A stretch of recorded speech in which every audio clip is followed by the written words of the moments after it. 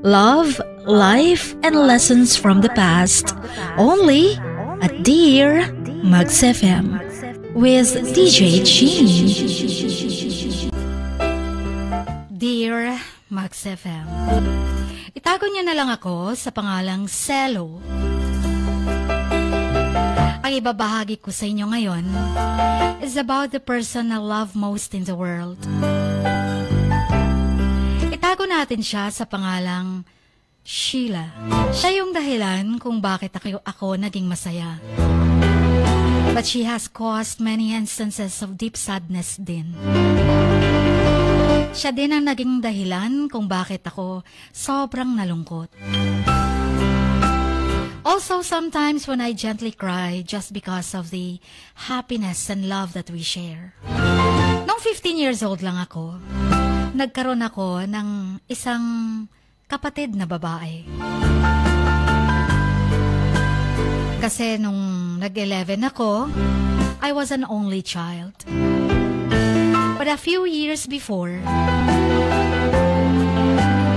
naghiwalay ang parents ko. Kaya nung nag-11 ako, nagkaroon ng bagong pamilya ang papa ko. At nagkaroon siya ng baby sa kanyang bagong asawa. At yun nga, yung sister ko. Nakatira ako sa father ko every other week. And so one day, I was at his house. Naglabas siya ng mga cookies at iba pang tinapay na makakain. Tapos, nandun yung sister ko. Maliit pa, ang cute-cute niya. Kainan, kwentuhan, pero may ilangan. Tapos nag-decorate kami ng mga tinapay. Parang contest ba? Kung sino may pinakamagandang decoration at design sa tinapay ay mananalo ng special prize.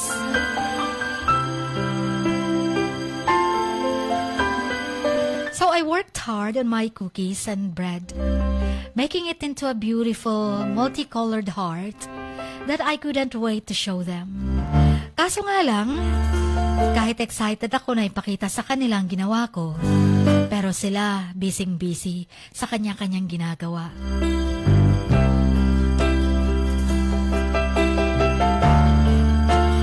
Tapos, nung nagpakitaan na kami ng mga designs namin, na-shock ako. Doon pala, malalaman ko na lang na yun na nga, buntis ang stepmother ko. At yun ay ang upcoming sister ko na. I did not see it coming at all. Hindi ko inaasahan na nasanay ako na bilang only child. Tapos malalaman ko na lang may magiging half-sister ako. Tumakbo ako sa room ko at umiyak. And I could tell that they were very disappointed sa nangyari. Sa aksyon ko, dahil hindi ko tanggap na magkakaroon na ako ng kapatid. Honestly though, hindi ko rin alam kung bakit ako umiyak. Oo, I was scared. I was an only child and my parents had doted upon me my whole life. And I was just getting the hang of having separated parents, tapos tatanggapin ang isang stepmom. Ayokong may magbago. Ayokong magkaroon ng pagbabago ang buhay ko. And yet, umiiyak ako. Alam mo yung I had always wished for a sibling to play with during lonely time or lonely days. Gustong-gusto kong magkaroon ng kapatid. Pero syempre, dun pa rin sa mother ko. Ang kaso nga lang, naghiwalay sila at magkakaroon ako ng kapatid sa ibang nanay. And that was the first of many times that I would cry over that stepsister. Hanggang sa nga nanganak ang stepmother ko. Mula sa hospital, pagdating sa bahay, nakita ko ang stepsister ko. Doon ko na sinabi ang cute-cute niya. Hindi ako magsisinungaling. I would say that it was love at first sight nung nakita ko ang stepsister ko. Kahit baby pa lang. Para bang there's an instant connection. Dahil nga, the same father kami. Pero, parang hindi eh. Parang may mali. Yun ang nararamdaman ko. Sabi ko, bakit ako in love at first sight sa very ugly wrinkled newborn baby?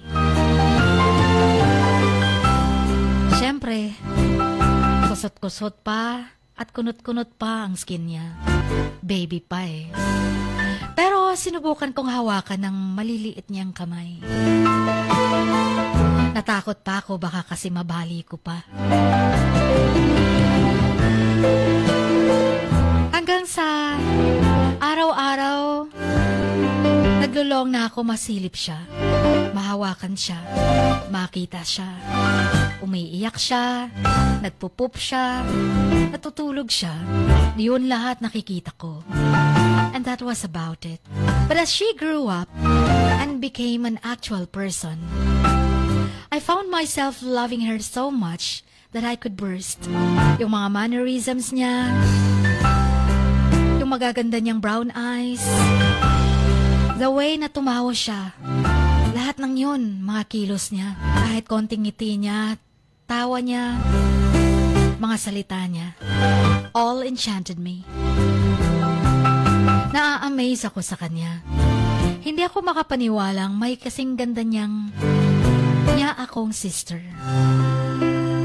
Every time I saw her, I would do anything to make her laugh or smile. When she was one, I could always make her laugh with joy. Kapag nagsasayaw ako sa harap niya, o kinikiliti ko siya. Tapos parang magre-wrestling kami, magkikilitian. We would run around the house together, playing making-believe with her various toys at yung mga stuffed toys niya ng mga animals. Sometimes, pareho kaming magbabasa ng libro, mga children's books. Tapos kanya-kanyang tell ng stories. Kapag inaantok na siya, kinakarga ko siya, nilalagay sa bed niya, pinapatulog ng tuluyan, binabasahan, kinakantahan. Pagising, ako din ang nagpapakain sa kanya. Gustong-gusto ko siyang pinapakain. Kahit hindi ako sinasabihan, nagvo-volunteer na ako. I was like her third parent, but also a playmate with limitless energy. Parang hindi ako napapagod sa kanya, kahit na ang likot-likot na niya. Yung bang ako yung tipong who would do literally anything for her. But this is when naging difficult na para sa akin. Nung lumaki na siya and she grew older and older, she grew more and more attached to me. Masyado na kaming malapit sa isa't isa. Masyado na kaming dikit. Halos hindi na mapaghihiwalay. She is my sister's brother.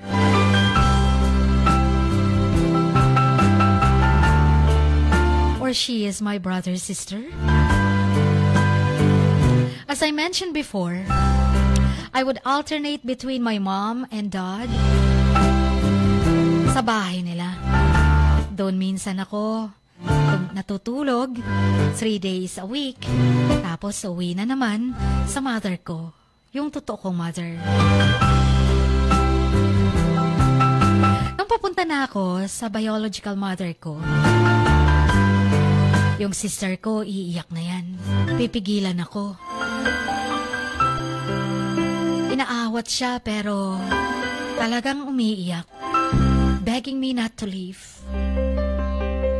And as I loved her incredibly much, and I was still a child myself nung mga panahong yun, I would begin to cry too. Umiiyak din ako dahil ayoko siyang iwan.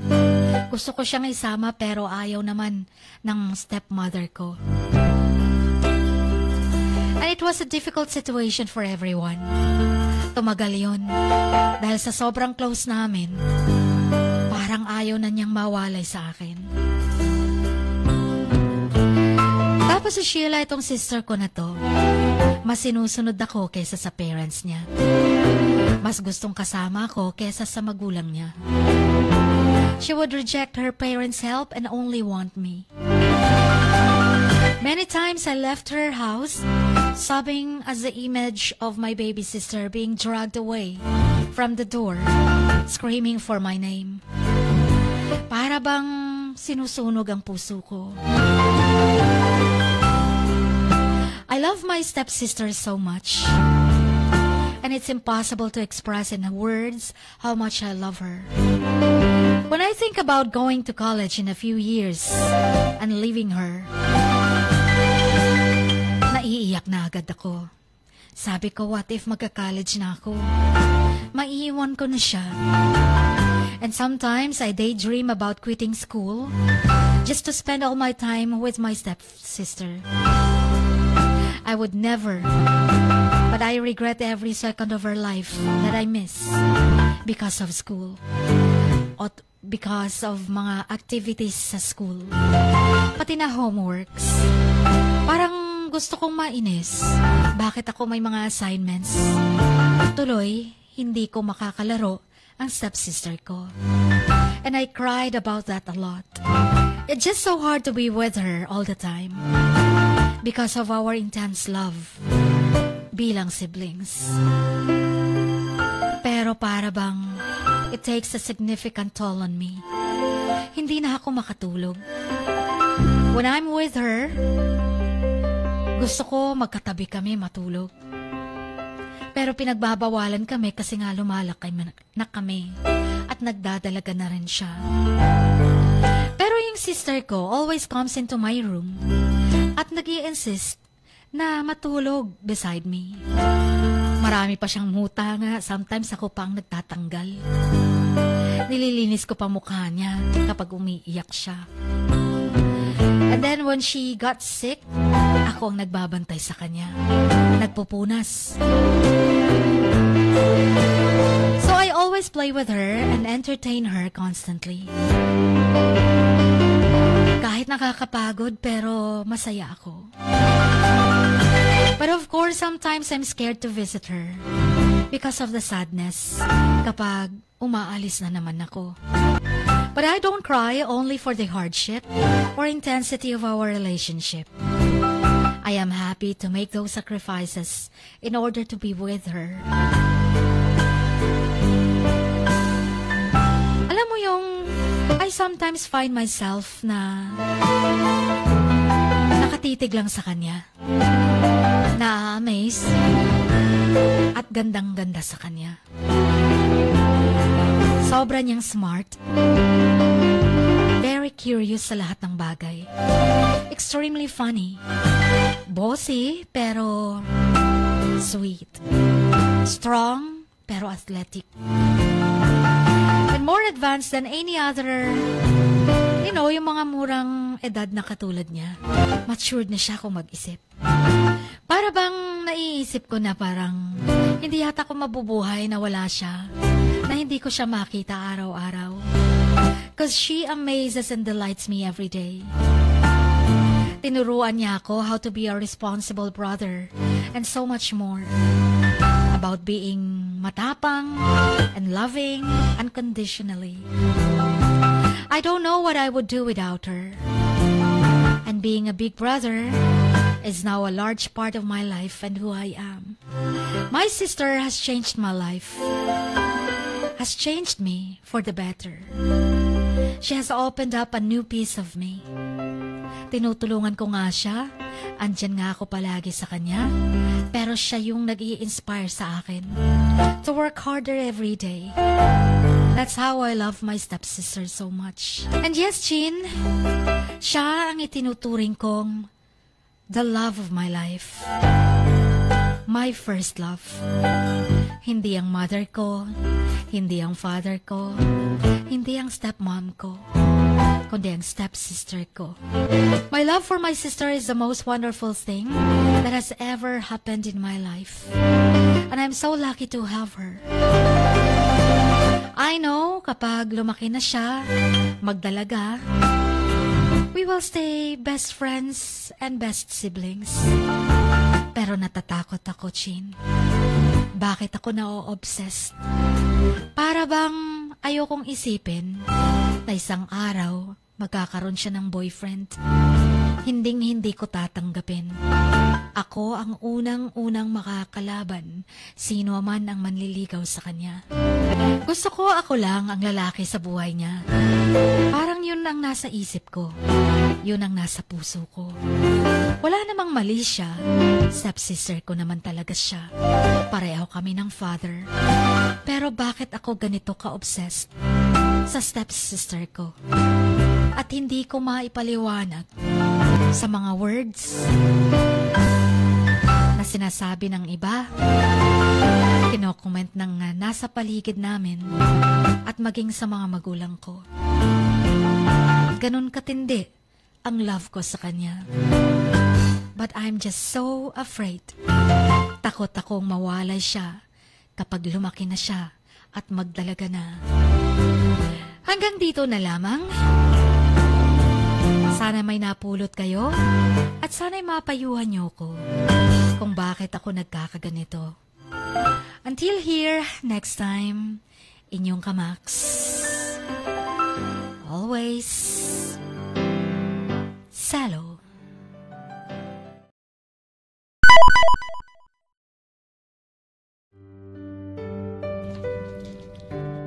Sa bawat pagluha mo, may nakatagong kwento. Sa bawat ngiti mo, may gustong sabihin ang puso mo. At sa likod ng iyong halakak at maging sa pagkabiko mo, may mensaheng nakabalot sa iyong pagkatao. At ang tanging nais mo lamang ay mapakinggan ang mga ito ng buong mundo. Dear Max FM with DJ Chini. Life has got all those twists and turns. Stand up for what you believe in. What lies behind you and what lies in front of you pales in comparison to what lies inside of you. Dear Max FM with DJ Chini. Sabi nga nila, ang pagsusulat kapag masyado mong diniinan hanggang sa susunod na pahina ay nagmamarka. Katulad ng pagmamahal, kapag masyado mong ibinigay ang lahat, yung sakit na gawa ng nakaraan, dala pa rin hanggang kasalukuyan. Dear Max FM, you own your story and you are the author of your own book of life. Don't let others write your script, but let others hear your story and make them inspired. Kaya sumulat na, maging bahagi ng aming programa, Dear Max FM with DJ Chini, tuwing Lunes hanggang Biyernes, 1:00 hanggang 3:00 ng hapon sa Max News FM, Sock Sargent.